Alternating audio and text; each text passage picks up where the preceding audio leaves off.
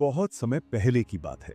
प्रद्युम्न सिंह नाम के एक राजा थे। उनके पास एक हंस था, लेकिन वो सिर्फ एक हंस नहीं था, वो राजा के प्राण थे। उस हंस में राजा उसे अपने हाथों से मोतियों का चुग्गा खिलाया करते थे और बहुत ही लाड़ प्यार से उसका पालन पोषण करते थे। हर शाम वो हंस राजमहल से उड़कर दूर आसमान में चक्कर लगाकर वापस अपने राजा के पास लौट आता था। एक दिन वही हुआ जिसका किसी को अंदेशा तक नहीं था। वो हंस अपनी रोज की उड़ान पर था और उड़ते उड़ते अनजाने में ही शहर के दीवान जी की छत पर जा बैठा।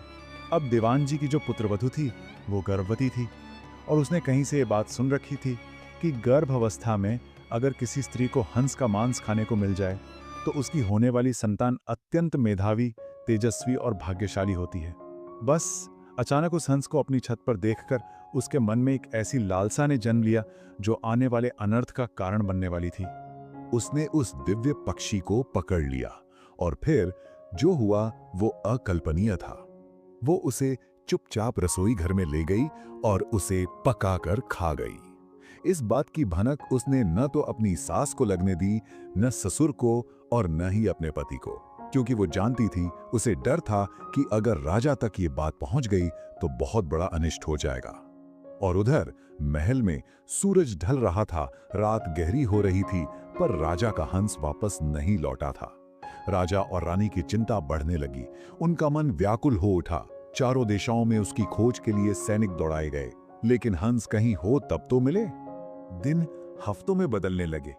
20 दिन गुजर गए, लेकिन हंस का कुछ भी पता नहीं लग सका। राजा रानी की उदासी से पूरे महल में एक अंधेरा सा छा गया था। और तभी एक दिन राज दरबार में एक स्त्री ने प्रवेश किया, एक कुटनी। उसकी आंखों में अनुभव की गहराई थी और बातों में असाधारण आत्मविश्वास। उसने राजा से कहा कि वो हंस का पता लगा सकती है, बस उसे थोड़ा समय चाहिए। राजा ने संदेह भरी नजरों से उसे देखा और कहा, मेरे राज्य के बड़े बड़े पंडित, ज्योतिषी, हाकिम और गुप्तचर, जब कोई भी उसका पता नहीं लगा सका तो तुम कैसे पता लगा सकोगी? इस पर कुटनी ने बड़ी दृढ़ता से कहा, महाराज, मुझे अपनी योग्यता पर पूरा विश्वास है। अगर अन्नदाता का हुक्म हो तो एक बार आकाश के तारे भी तोड़कर ले आऊं। आप मुझे बस थोड़ा समय और आवश्यक धन दे दीजिए। उसे वापस ला सकूं या नहीं ये तो मैं नहीं कहती, लेकिन मैं आपको विश्वास दिलाती हूं कि उसका अता पता मैं अवश्य ले आऊंगी।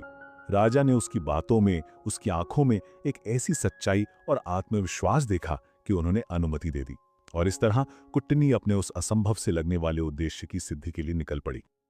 अब कुटनी का काम शुरू होता है और यहीं से हमें उसकी असाधारण बुद्धि का परिचय मिलता है।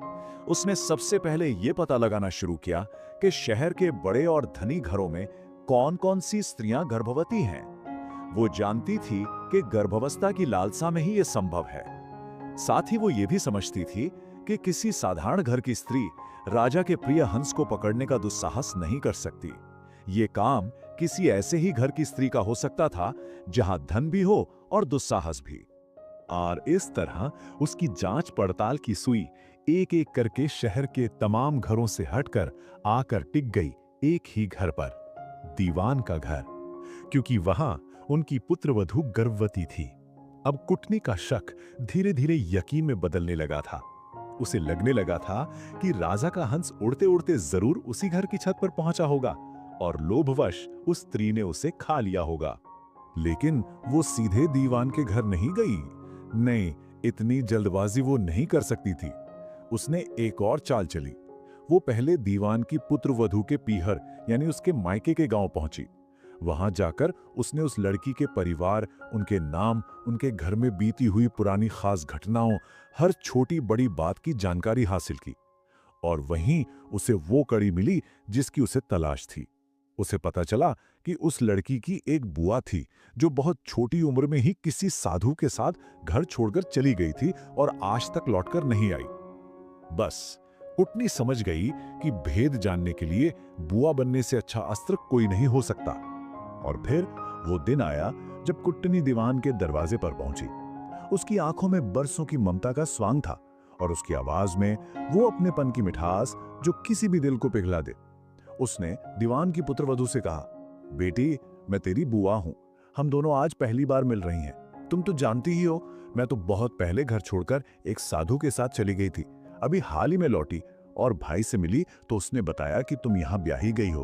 बस तुमसे मिलने की इतनी इच्छा हुई कि मैं यहाँ चली आई। दीवान की पुत्रवधू ने अपने भोलेपन में उसकी हर बात पर विश्वास कर लिया। कुटनी को और क्या चाहिए था, उसने वहीं रहना शुरू कर दिया। वक्त बीतता गया और कुटनी ने अपनेपन का ऐसा जाल बुना कि दीवान की पुत्रवधू उसमें पूरी तरह उलझ गई। अब वो सिर्फ बुआ नहीं, वो उसकी सबसे करीबी राजदार बन चुकी थी। और फिर एक दिन बिल्कुल सही मौका देखकर बातों ही बातों में कुटनी ने कहा, बेटी, गर्भावस्था में किसी स्त्री को अगर हंस का मांस खाने को मिल जाए ना तो बहुत अच्छा होता है। उसकी होने वाली संतान बहुत तेजस्वी होती है। और वही हुआ जिसकी कुटनी को उम्मीद थी।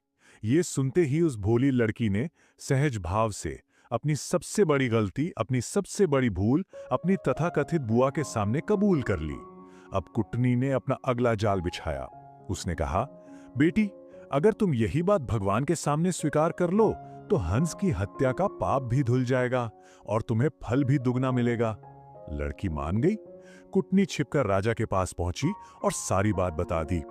राजा ने प्रमाण मांगा तो कुटनी ने मंदिर में उस स्वीकारोक्ति को सुनने की पूरी योजना तैयार कर ली। तो तय दिन पर उस सोने मंदिर में इतिहास का सबसे अनोखा न्याय होने वाला था।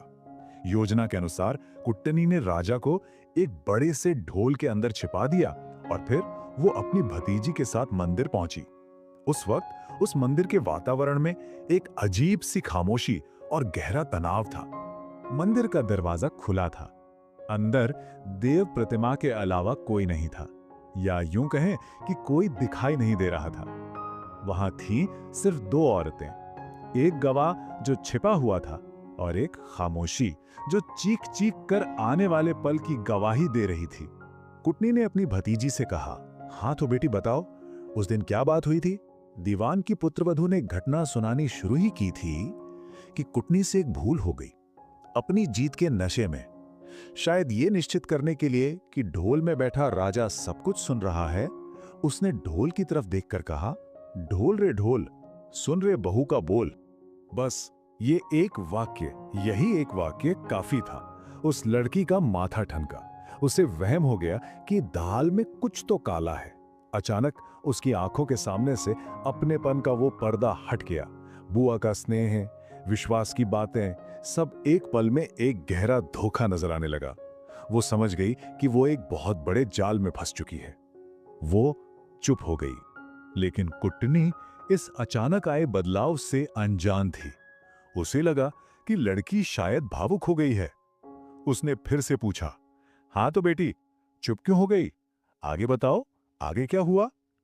उसे जरा भी अंदाजा नहीं था कि पासा पलट चुका है।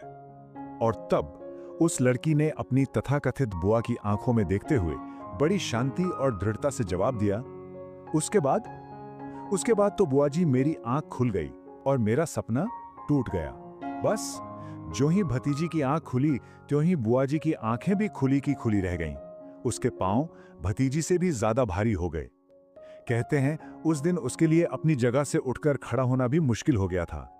और दोस्तों, ये सिर्फ कहानियां नहीं हैं, ये हमारी जिंदगी है, ये हमारा समाज है और ये हमारा सच है। ऐसे ही गहरे विश्लेषणों के लिए स्टोरियन साथी के साथ अपनी इस यात्रा को जारी रखिए।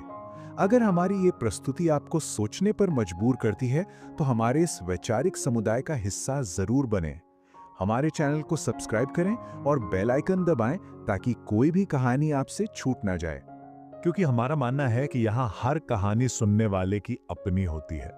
यहाँ हम सिर्फ किस्से नहीं सुनाते, हम मिलकर उनके पीछे छिपे मानव स्वभाव के रहस्यों को समझने की कोशिश करते हैं। अगली बार फिर मिलेंगे एक और कथा के गूढ़ अर्थों के साथ। तब तक एक प्रश्न पर विचार जरूर कीजिएगा, क्या हर विश्वास के पीछे एक छिपा हुआ ढोल होता है? धन्यवाद। जय हिंद।